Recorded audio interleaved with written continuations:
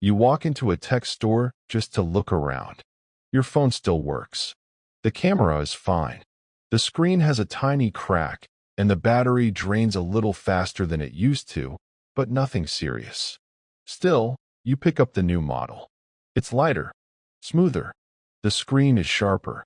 The metal feels cold and expensive in your hand. You tell yourself, this isn't a want. This is an upgrade. It's for work. It'll make you more productive. You'll keep it for years. So you buy it. You walk out of the store feeling good. Not guilty, not stressed, but accomplished. Like someone who has their life together. Then you sit in your car. You place the phone on the seat beside you and just look at it. And that's when something strange happens. Your old charging cable suddenly looks embarrassing. It's frayed, slightly bent, yellowing at the edges.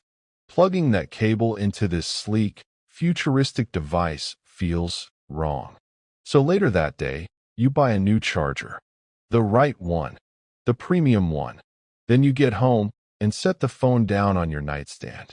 Your case doesn't match. It's bulky, plastic, cheap. This phone deserves better. So you upgrade the case. Then you realize your old headphones don't even connect anymore.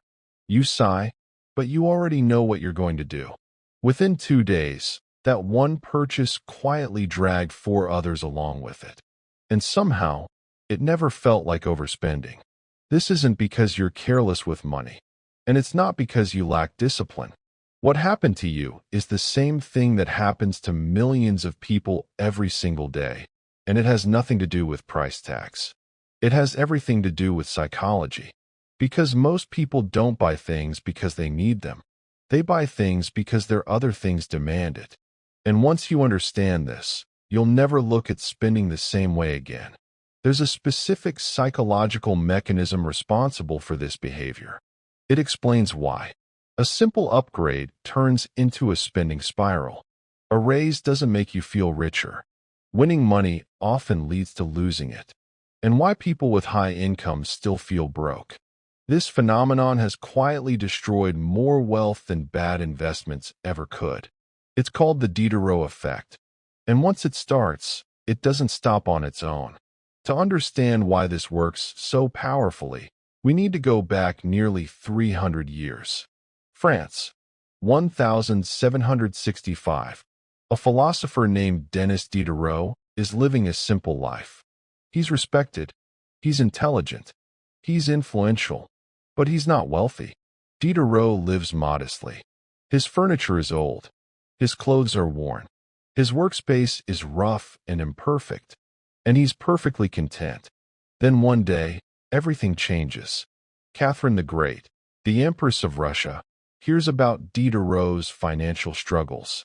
She admires his work, so she makes him an offer. She buys his personal library for a massive sum, the modern equivalent of tens of thousands of dollars, and allows him to keep the books. Overnight, Diderot becomes rich. And like most people would, he decides to celebrate. He buys himself a beautiful scarlet dressing gown. It's luxurious, elegant, expensive. When he puts it on, he feels transformed. But then he sits down at his desk, and something feels off. The robe is refined. The desk is scratched and stained. The contrast bothers him. So he replaces the desk. Now the robe and desk match, but the rug doesn't. The rug looks old and tired. So he replaces the rug. Then the curtains clash with the rug. Then the chair clashes with the desk.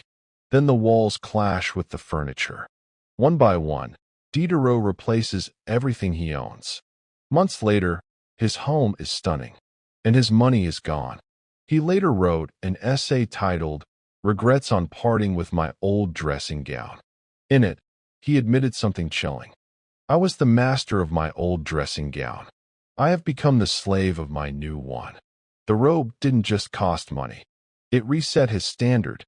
That one item became an anchor, a reference point that forced everything else to rise to its level. Before the robe, Diderot was happy. After the robe, everything felt inadequate. This is the Diderot effect. When you introduce a new, higher status item into your life, It quietly demands upgrades everywhere else. Not because those things are broken, but because they no longer match. You might be thinking, that's a nice story, but I don't wear 18th century robes. True. But today, this effect is far more dangerous. Because modern marketing doesn't just trigger the Diderot effect accidentally. It is designed to. Let's look at a modern example. Say you decide to get in shape. You buy a high-end exercise bike. It's expensive, but you tell yourself it's an investment in your health. Then it arrives. You step onto it wearing an old t-shirt and worn-out shorts. Suddenly, you don't feel like the person on the screen. You don't feel like a cyclist. So you upgrade your shoes, then your workout clothes, then your space. Before you know it, you haven't just bought equipment. You've bought an identity. This is the core of the Diderot effect. We crave consistency between who we believe we are and what surrounds us. When something breaks that consistency, we feel psychological tension. And the fastest way to relieve that tension is to spend. This is why high-status purchases are so dangerous. If you see yourself as a modest person, your life feels flexible. You can mix old with new, cheap with expensive. But when you stretch to buy a luxury item, you shift your identity. And that identity demands maintenance. One purchase raises the baseline. Everything else now feels behind. You're not trying to show off. You're trying to make your story make sense. Once you understand that spending is really about identity, a lot of your past decisions start to make sense. It explains why a single expensive purchase can quietly destabilize your entire financial life. It's not the item itself. It's what the item represents. It becomes an anchor. And once that anchor is dropped, everything else in your life starts getting pulled toward it. Think about cars. If you see yourself as a practical person, you're comfortable driving something basic. You can wear casual clothes. You can eat anywhere. You can live flexibly. But the moment you stretch your budget to buy a luxury car, something shifts internally. You are no longer just a driver. You are now a luxury car person. And luxury car people don't live cheap lives. They don't wear worn-out shoes. They don't have mismatched furniture. They don't stay in budget hotels. The car raises the standard, and every part of your life feels pressure to rise with it. This is why the advice, fake it till you make it, is financially toxic. When you fake success by buying symbols you can't afford yet, those symbols don't just sit there quietly. They demand support.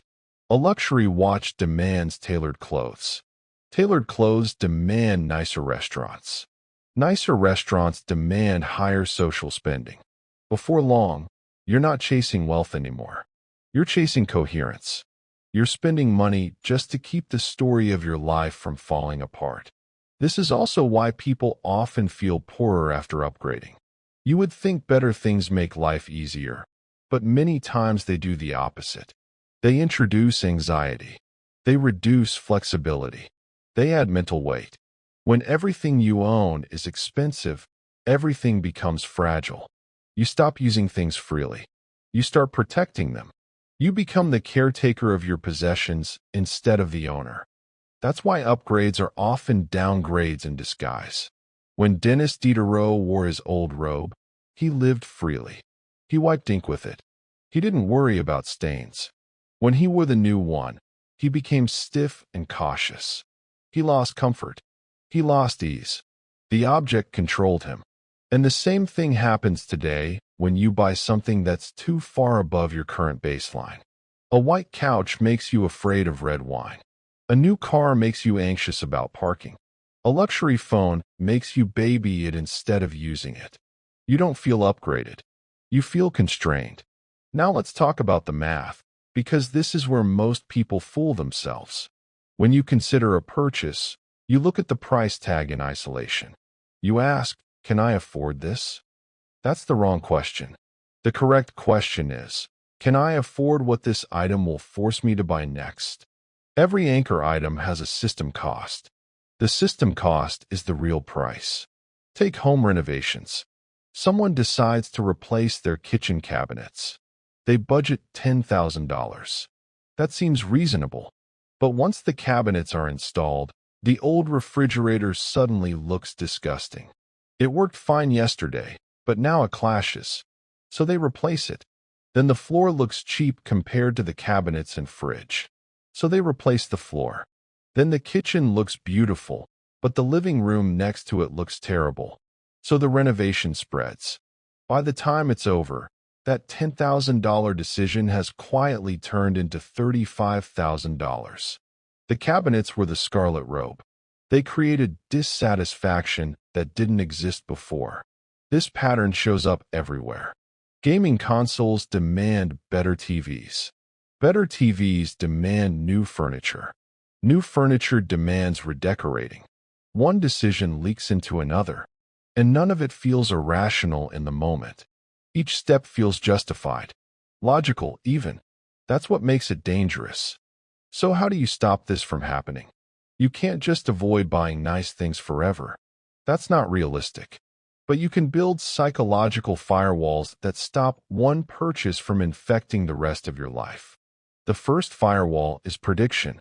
Before you buy anything that feels like an upgrade, you pause and ask one simple question: what else will this item demand from me? Not hypothetically, specifically. Write it down. If you're thinking about buying a new console, list everything that comes with it. The TV upgrade, the subscriptions, the accessories, the games. Look at the total system cost, not the sticker price. If you can't comfortably afford the system cost, you don't buy the anchor item. Because once it enters your life, it won't negotiate with you. The second firewall is limiting accumulation. The Diderot Effect feeds on expansion. New items pile on top of old ones, and then you try to make everything match. To stop this, you enforce a simple rule.